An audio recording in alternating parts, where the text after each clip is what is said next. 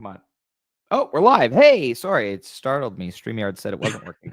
Ladies and gentlemen, boys and girls, children of all ages, welcome back to another episode of Always Almost There, day after show live. We are here today to talk about the beginning of the Goose fall semester that happened last night in Iowa. And I'm joined, of course, by my good friend, not of course, actually, but today I'm excited to be joined by my good friend, Corey, aka Beef of Ages. From over at WTED. Corey, how are you today? Living the dream, my friend. Thanks for having me on.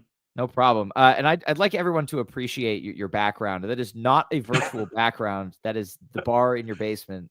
And that's I mean, I live in Wisconsin, so if you have a basement, you're legally required to have a bar. So here we are.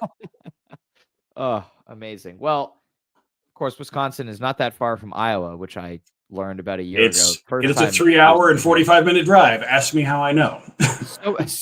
Did you make that drive yesterday by any chance? Yeah, my wife and I drove out yesterday. We left about lunchtime, got out there and did the show, and then left at 8 this morning after seeing half of Disco. I love the guys in Disco, but I'm old and that was late. So we caught half the Disco show and then had to bail out and go get some sort of meaningful rest before we drove back over. So yeah. That sounds reasonable. Well, tell me about the setting for last night's show, because from the looks of it, people were there in the morning watching sound check and everything. Like, was it just a field with no security, no rules? Yeah, it was wide open to everybody. And so some of the people that were there for sound check, like they didn't even have gates around the front of house area where Loomis and Getty do their magic. It was just basically a big wide open field that is between a river and the Hampshire Auditorium, where they actually do their normal performances, and they have the bars and bathrooms and all that kind of stuff in there, which is a beautiful facility. But this is literally just a field, and they bring in an 18-wheeler that folds out into a stage, and they hung the PA, hung the lights, and did a show. Like, it was very much a field in the middle of Iowa. It was kind of cool.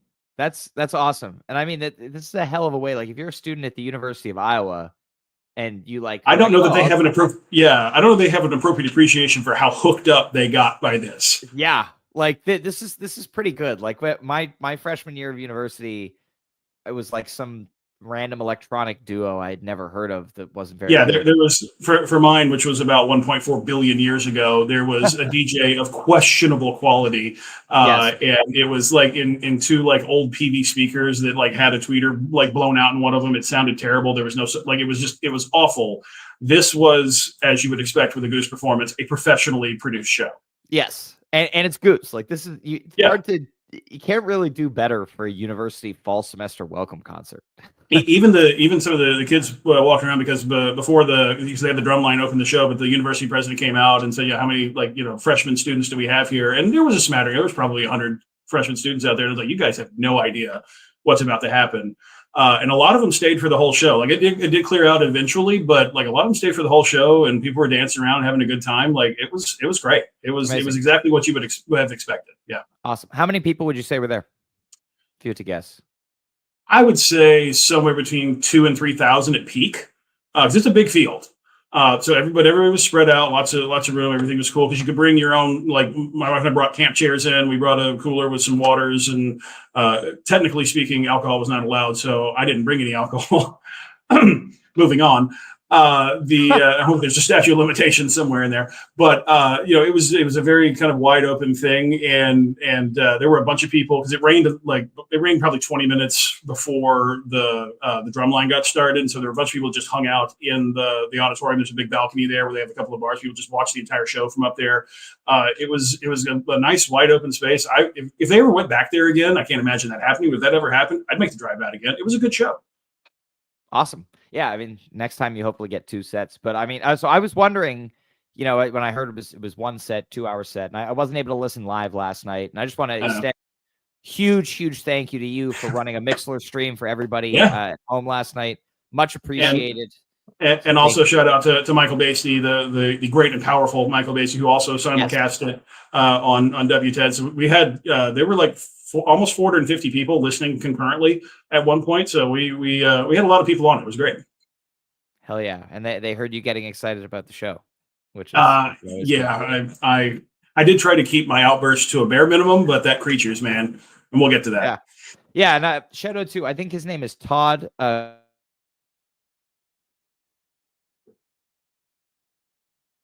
This morning, and it's good enough that you can hear what's going on.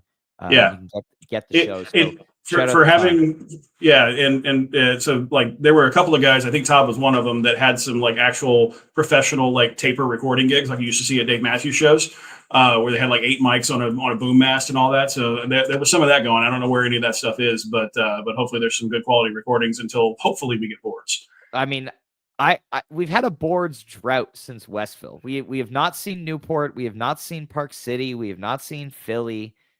You know, and we haven't seen this yet today. I'm wondering what Peter and Loomis are doing. Like, come on, guys. They're taunting us. But I would like the boards of this show before any of the other ones, because I want to hear this Creatures and soundboard. But before we get to that, let's talk about what else happened. So we come out of the gate, Pancakes, All I Need, Blood Buzz. Nothing too crazy here. Cool transition, cool cover choice for this. What are your choices? Or your choices? What are your thoughts on the first 3? It was interesting that they started with Pancakes, because I read somewhere in the Wisteria Lane chat last night that as I was scrolling back through it, that I think, and don't quote me on this, but I think Pancakes has opened shows 6 times throughout the course of Goose Plague. I have seen 5 of them, including last night. What's the one that you weren't at? I haven't looked that one up, but the stats I have said I've seen that show open 5 times. So it was actually, I thought it was a nice kind of easy way to take a crowd who, there were some people like in Goose shirts or you know that were clearly there and knew who the band was, but it was a lot of people that were associated with the University of Iowa. It was college students. It was, you know, the boosters and I guess faculty, whoever else. So it wasn't like your typical Goose show, obviously. And so I thought Pancakes was a really nice way for them to sort of enter into that. You get a little crowd interaction because Peter's encouraging people to clap at the beginning and all of that.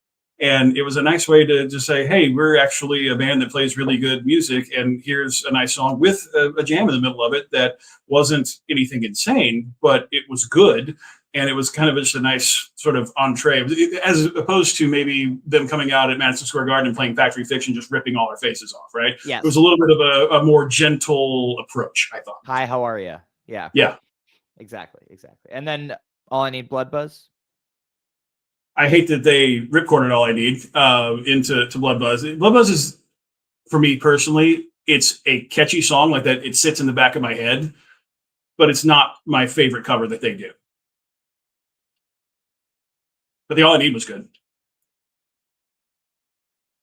Oh. You seem to be locking up. I don't know if it's me or it's you. I think it was me. Anyway, yeah. I mean, I think All I Need is returning to what it was for most of this year before Wilmington and MSG.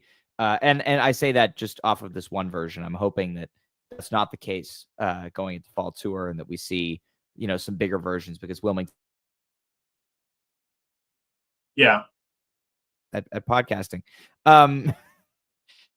Wilmington and Westville are both such fantastic jams that I hope. Mm-hmm. Yeah, the Westville one was incredible. And this one was good. Like, it had all of the mixture, like the recipe was good. And then we went into Blood Buzz, I guess, because that's what Rick wanted to play, which, I mean, cool. It wasn't bad. I just would have much rather than spend that time playing All I Need. Yeah. Similar to Spokane in that respect, I think. Yeah, that's true. Really cool jam going around 10 minutes and then segue. All right. From there, we get couple album songs, Hot Love and Royal, and then a rare mid-set Hot Tea. Interesting to see here. I was not expecting that tea. Yeah, I was not expecting the tea. Hot Love, I'm always a fan of. It can open a show. They can play it whenever the hell they want. It's just a good, like, tasty radio banger. Like, I'm here for it. I also always enjoy when Cotter gets to just go wild for a couple of minutes, and that's always fun. And then, you know, going into to Royal, obviously second time ever played, first time for me because I was not at the first show that it was played at. It was really good. And I leaned. Oh, it is the third. That's right. I forgot about that. Third show in a row too. Yeah, it is. It has a 100% reliability rate thus far. But I leaned over and told my wife, because she's she wears her she has a not 100% solo Goose shirt. She wears, unironically, because she's like 80% of the way there. She likes Rockdale, she likes things like that. And so when they played Royal, I was like, I think you might actually like this because it's kind of in that same vein. Yeah. And it almost has, it's got a lot of funk in the middle, but there's almost like a sort of a country-ish setup to it in the composed section. And she's like, "Yeah, this is good. I want to go find that because I have to go get the album off of Bandcamp and give it to her so she can go sort through that." But I thought that was a pretty high mark for somebody who hadn't heard that song before and likes that style of music. Was like, "Yeah, that was actually pretty good." So I'm assuming we'll hear that on radio stations near us at some point. Sure. And then I always like hot tea. I'll take it whatever they do. They had a great jam here. The crowd kind of went wild when towards the end of it. Because they didn't really know. Like, he just kept going back to it again and again and again before they finally wrapped it up, and it just kept building. I thought it was great. I enjoyed it. Had a good time. It was a dance party out in the field. That's for sure. 100%. And Hot Tea also, we are seeing a showcase of Peter's brand new Rhodes. New gear day yesterday. So the vintage vibe is out. It is gone. It is no longer in the rig as of right now. And in its place, Peter has a brand spanking new custom Rhodes Mark 8. So that's his, right? Because I was wondering that a lot of the show was backline, right? They didn't have it was not their PA, it wasn't their lights, but I think it was all of their instruments, all their musical gear. All the musical gear there. So okay. So the Rhodes is here. It is orange, so similar color to the vintage vibe, but you'll notice it doesn't have the stereo console, which is like the box speaker the vintage vibe sat on. The Rhodes is currently being run through a couple of amps that are behind the gear. But the cool thing about the Rhodes Mark 8, if it has like a bunch of built-in effects. It's like a top of the line, brand new, basically and it probably simplifies his gear layout, right? I mean, a little bit. It added 2 amps, and I don't know what his pedal situation looks like now, but I'm sure he's gotten rid of some of the pedals that he had with the vintage vibe because the Rhodes has. Yeah, you clearly need to go do another rig rundown with it. It's been a couple of years, right? What was that? Sorry. Yeah, I think you locked up there for a second. I was saying you clearly need to go do another rig rundown with him because I think it's been a couple of years since you've done one. It's been 3 years. 3 years? 2 years. 2.5 years. To say the things that have changed since then is a dramatic understatement. A little bit. But yeah, so this Rhodes is a very exciting addition. And I'm excited to see Peter, utilize what it can do because this thing can do a lot. So it's going to be cool. Also, the sound is different than the vintage vibe. It's a little more full, not as punchy. So, that kind of changes the tone a little bit. And I always wonder because, Loomis has a bunch of outboard gear at the front of house station, and there's different things running through different systems. And I don't pretend to understand it all, but I was wondering how much of that he was doing things with versus just letting what Peter's doing flow through, and what he plays is what you hear. Right. I don't think Loomis is putting any effects on any of the stuff that we're hearing. As far as I know, the band handles all the effects themselves. Cool. I mean, which is what you would expect from consummate musicians, which is what they are. Yes. All right. So let's talk about the main event here of this set, which is this Creatures. That was a thing. Oh my God. Okay. So first of all, they didn't they eliminated the final chorus out of that little space out that usually happens. That's where they entered into the jam. So you don't get the usual straight disco vibe. And I mean, Cotter, incredible. Obviously the audience recording that I listened to, you can't get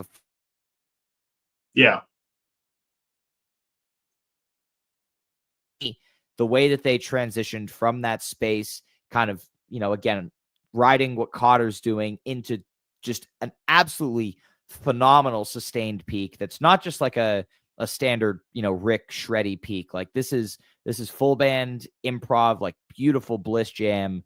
And I cannot wait to hear this in the soundboard. But I mean, tell me your extensive thoughts on this Creatures, please. I always get happy when Peter picks up his guitar. As I like to say, Dos Guitarras de Ganso is always welcomed by me, and that's where we started.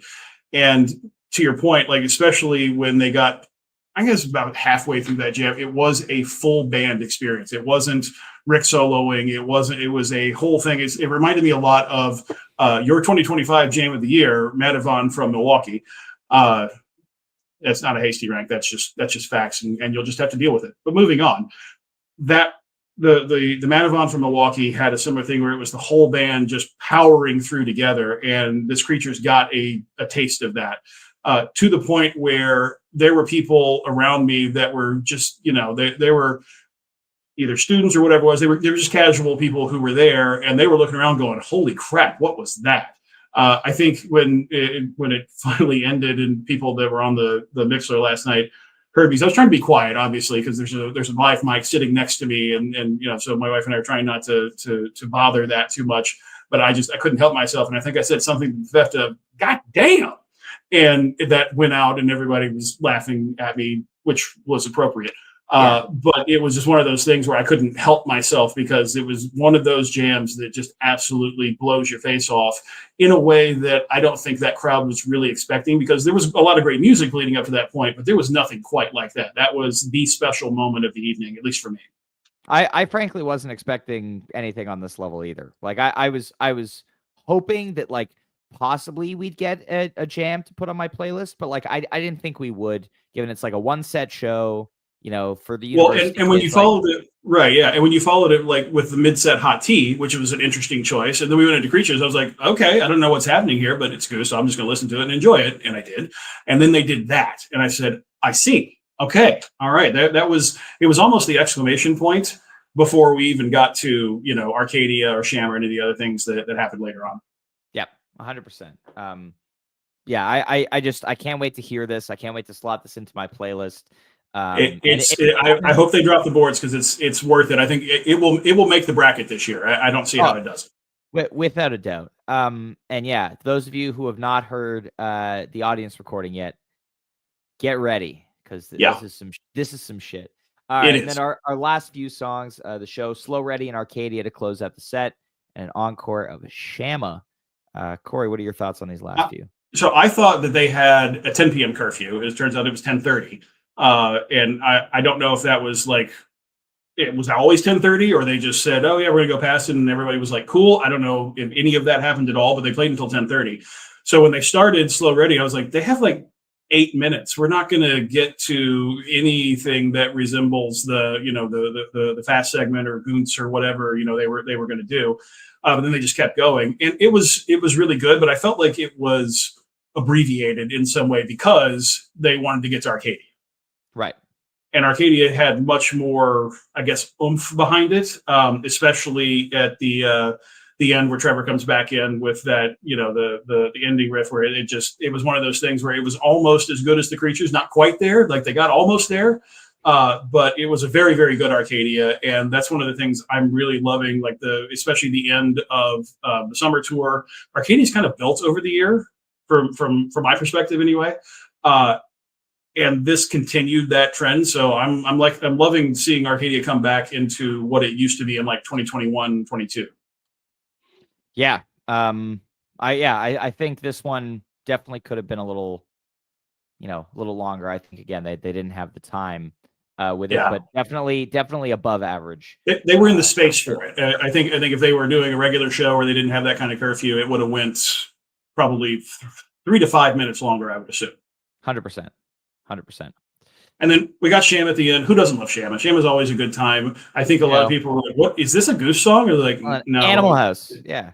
Yeah, exactly. And everyone's like, all right, well, it's kind of a vibe. And at that point, again, I think I'm going to say half the crowd had left probably by the time we got to Arcadia. And then when they did the encore, they left stage a bunch of people, and it's college students. They don't have any longevity. They don't understand how jam band structures work, any of that kind of stuff. So there was a pedestrian bridge over the river that's just behind where the stage was, and you could see a lot of them were walking over there. But as they started playing Shamma, they were all dancing on that bridge as they walked back to their dorms or apartments or whatever it was. So I think everybody had a really good time, and mercifully, it wasn't trouble. They weren't in trouble getting out of there after the show ended, because half the people had already left. So we just kind of got in the car and drove back to the hotel. It was great. There you go. Easy. Yeah, it's easy because obviously we had to go see Disco, and since they played till 10:30, we were pressed for time. Yes. So we were able to go back and park and then walk over to the venue that the Disco played at. But no, I mean, Sham is always good. I'll take a Sham anytime. There's still a lot of people I know that are chasing it and they haven't seen it. I think I've seen it 4 or 5 times. Like I've had it quite a lot, and I'm not sad about that. There we go. But yeah, I think I'm at like 9 or 10 Shamas at this point. Yeah. Some of us have been shammed out, but I mean, I'm not sad about it. That's always fun. So that brings us to the end of last night's show on the Hampshire Green in Iowa City. Corey, thank you so much for joining me. Always a pleasure. Thanks, Ryan. I appreciate the opportunity. Of course. Thank you again so much for the stream. Next up, Sunday, big day for the burgeoning Dave Matthews Band Goose crossover community. As Goose opens for Dave at the Gorge. We just found out earlier today that the show will be streamed for free on volta.live. I believe it said 5:45 Pacific, 8:45 Eastern is when Goose is starting. Obviously, we will share that. But we will be back on Monday, Labor Day, for the day after show. We will be joined by our good friend Garrett, of course, as he celebrates his 100th Dave Matthews Band show on Sunday. Oh, good for him. Yeah, which is very exciting. It's also his birthday. Happy birthday to Garrett. Happy birthday to Garrett. And that guy gets all the nice things, but the upside is he's a super good dude, so he deserves it. Exactly. Well, everybody enjoy your long weekend here. Corey, thank you again so much for joining me. Everyone go, you can go hang out with Corey and all the other lovely people at WTED while you go listen to WTED on the Wisteria Lane. Yeah, WTED and the community.wisterialane.org. There's nothing better than listening to Goose with friends, as Michael Basty likes to say. So come join us. We'll have a good time. That's the great and powerful Michael Basty. The great and powerful, and not terrible, though. He's actually the finest human being I think I've ever known. But he's great. He knows that. And powerful. He knows that. Yeah, there we go. All right. Everybody, thank you so much for tuning in. Enjoy your long weekend once again. We will see you on Monday afternoon. Peace. Thanks.